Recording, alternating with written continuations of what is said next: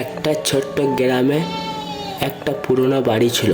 গ্রামে সবাই বলতো একটা ঝলমলে ভূত বাস করত। গভীর রাতে যখন সবাই নিস্তব্ধ হয়ে যেত তখন ওই ভূতের ডাক সবাই শুনতে পেত। একদিন ঠিক করলো তিন বন্ধু, রাকি, সীমা বা টুটুল, ঠিক করলো তারা সেই বাড়িতে যাবে। তারা ভূতের গল্পতে শুনেছিল যে যদি ভূতকে কেউ ভয় না পাও, ভূত তাদের বন্ধু হয়ে যাবে। রাত যখন নেমে এলো তারা তিনজন হাত ধরে সেই বাড়ির দিকে গেল। বাড়ির দরজার কাছে পৌঁছিয়ে একটা ঝলমলে আলো দেখতে পায়।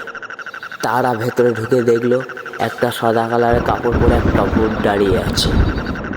ভূতটা বলল যে, হ্যালো, আমি ঝলমলে ভূত। তোমরা খুব সাহসী, এখানে আসার জন্য ধন্যবাদ।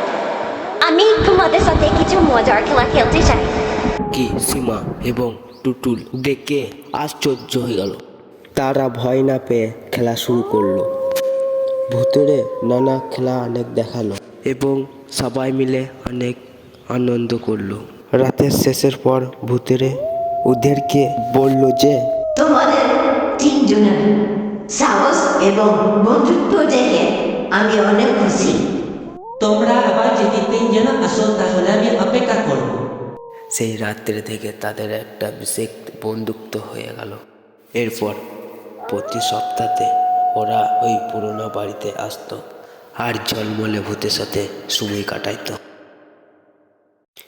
এইভাবেই ভূত এবং তিন বন্ধুর কাহিনী চলতে থাকে।